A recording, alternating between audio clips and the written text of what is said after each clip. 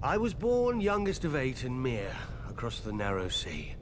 So my father gave me over to the Red Temple. In their wisdom, they decided to make me a priest instead of a warrior or a temple prostitute like other children. It was not the path I would have chosen. Sure, I prayed the prayers and I spoke the spells, but I also led raids on the kitchens. And from time to time, they found girls in my bed. Such wicked girls. I never knew how they got there. Then again, I did have a gift for tongues. And when I gazed into the flames, well, from time to time I saw things. Even so, I was more bother than I was worth. When the High Priest foresaw Robert's ascension, he sent me to turn the Storm Lord to the Lord of Light. When Robert seized his crown, we'd take all of Westeros from the Seven in a single stroke. Perhaps they thought Robert would listen to a kindred spirit, or perhaps celibacy had addled the High Priest's brain. I didn't know, and didn't care. I was free. I did my duty as I saw it, drinking and whoring and waving my sword around. The only gods Robert cared about anyway. Years passed, Robert became king, I became a joke. We both became fat. I even won some glory in Greyjoy's rebellion, first through the breach and all that. It's amazing what boldness a full bladder can inspire. But Robert had stopped listening to my sermons a long time ago, even if I'd still bothered to give them. Then came Robert's death, and the war. I'm not speaking of those brats squabbling over the world's pointiest chair. Powers long asleep are waking and moving through the land. I've seen them in my flames.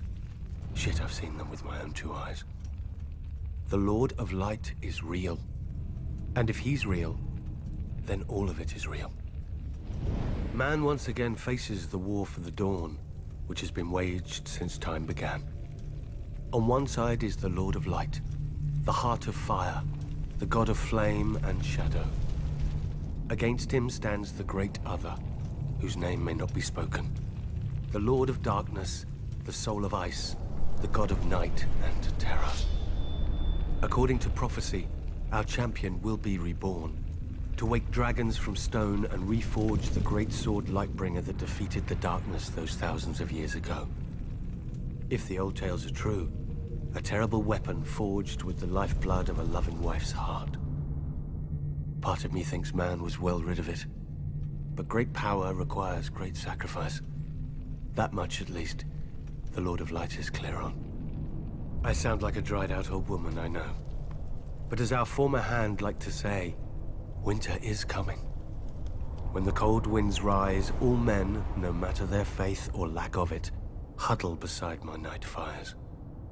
And I pray the prayers, and speak the spells, and beseech the Lord of Light to bring back the dawn. So far, so good. But reprobate as I am, I can't help but wonder what will happen if, one day, our Lord does not answer. Imagine a night that goes on forever, so dark and full of terrors. I think I need another drink.